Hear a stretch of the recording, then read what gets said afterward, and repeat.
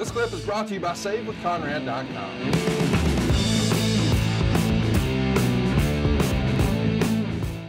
Let's talk about The Rock. He comes back the night after Elimination Chamber on Monday Night Raw. He's announced as being the host of WrestleMania, and that show does 4.7 million viewers for the first hour and 4.82 million viewers for the second hour. The week after his first appearance, the vignettes do 5.89 million for the first hour and 5.82 for the second hour. The company has to be thrilled that The Rock is coming back. Did you talk to him that WrestleMania weekend? Were you surprised after his on again, off again contractual status with Vince McMahon that he was here for WrestleMania? Absolutely. I talked to him. We always talk. Or, he's one of my boys. Again, you got to remember, long before the days of $7 Entertainment, he was Dwayne. Right. And Dwayne was a broke ex-football player who wanted to become a wrestler because his grandpa and his dad were. He was around his entire life.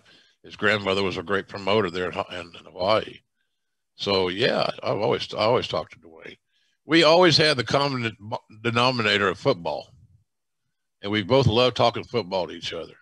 And sometimes in one of my tweets or something, you'll see me mention steak eater. He was never a steak eater, and what steak eater means is that there were guys on the Miami football team at the U that were always hurt. And they were always in the training room, but they never missed a meal at the training table. They were steak eaters. So steak eaters ate the good food, ate the steaks, took advantage of the training facility, but they missed a lot of practice. Yeah. They were not always ready to play. They always had a little nick or bruise, whatever. And so we always laughed about that deal. And sometimes he'd walk by me and I'd be talking to somebody and who was gold bricking, as the old expression goes. I hadn't heard that term in a long time, gold bricking. And he'd walk by and kind of out of the side of his mouth say, steak eater. The boys knew who was phoning shit in. Right. Or who was milking an injury because they're on a nice weekly guarantee. But he was never that way, man. But yeah, we talked and he was just always such a wonderful spirit. The more you could interact with Dwayne Johnson, and certainly today, you can feed off that positive energy. It's a good thing to have in your life.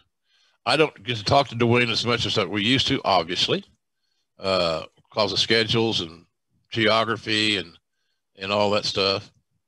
But anytime I get the opportunity to interact, I do, because it always makes me feel better, because he's such a positive influence and has been in my life forever.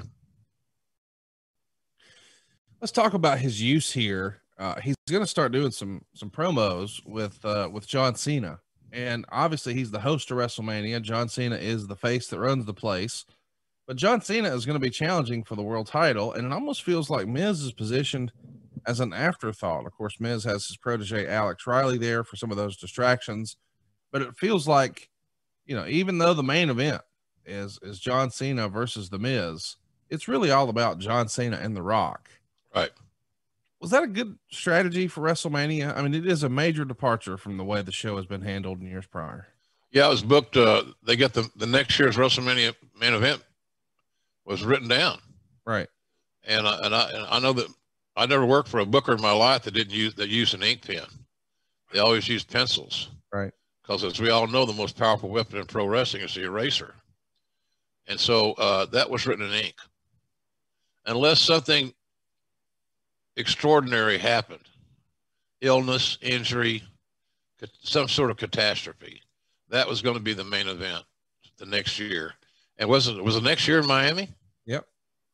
Hello. It's just, it was good booking. And so I thought it was good use. I thought it was booked ahead. It gave us a little spotlight, shined a little bit of the spotlight on what was next. And I think that's always good booking. Wrestling fans love to anticipate things. And they may love it today even more than they did then because of social media. So the anticipation for a pending Cena Rock match was strong. And why wouldn't it be? That's kind of a dream match in my view. Two guys I signed, by the way. Our team signed. I should say that more often. It's not about me, JR. It's about our team. Our team did great. So, and we signed both those guys. So I was proud of them, and I was glad of where it's going. So I knew the two of my guys were going to headline WrestleMania next year. So it was kind of cool, quite frankly. It just feels almost like we're sacrificing WrestleMania 27 to set up 28 because we don't have this hot issue like we did once upon a time with, Hulk Hogan and the Macho Man. Instead, it's with another person. Pay-per-view buys are up 30% domestically and 15% internationally. So we get 1,059,000 pay-per-view buys. That is unbelievable. I mean, it really is when you think about it, especially when you consider that the prior year, it was Undertaker versus Shawn Michaels in a streak versus career match. And we're up 30% domestically and 15% internationally. I don't know how much of that credit belongs to The Rock and how much of it belongs to Michael Cole, because clearly Michael Cole was box office, Jim. Yeah. Well, also JR came back to work. Sure. Why not? That was huge, especially huge in my home. You're big in Oklahoma. Oh my God. In my zip code, 73072. I'm big. You hit the nail on the head early. Rock. Yeah. Rock is the needle mover here. You get 6.6 million in revenue from ticket sales. Think about that. 6.6 million just from ticket sales. Nice house. In total, the supposed economic impact for Atlanta is around $62 million. It's the first legitimate sellout for a WrestleMania since Donald Trump did WrestleMania back in 2007 in Detroit. It ranks 6th largest crowd in WWE history at the time, and it is the 2nd largest gate behind the Houston show for WrestleMania 25. It's pretty remarkable that this seems like a largely forgettable throwaway WrestleMania where we're using the build for this one to really build to the next one. But because The Rock's on it, by God, 2nd largest gate in history, that's something else. Yeah, this another brick in the wall. That's no Rock song somewhere, right? Sure. Pink Floyd. My favorite T-shirt is Floyd Lawson on a T-shirt. The barber from Andy Griffith's show that had this had his picture and Pink written at the bottom. Pink Floyd. So I'm very easily amused. That just shows you he was the biggest megastar on the whole damn card. Right. And he had not been overexposed. He was coming back. People love returns.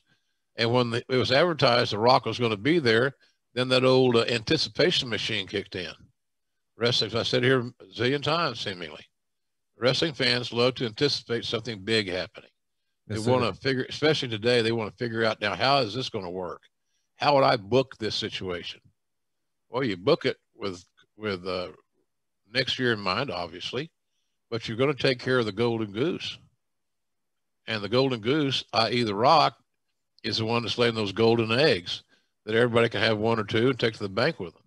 So the whole story there is Dwayne. Dwayne made that happen.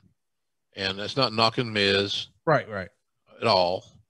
But if I'm knocking Miz, I'm knocking everybody on the card because nobody meant as much as Dwayne meant to that show. Hey, it's Conrad Thompson. Thanks for checking out the podcast here on YouTube.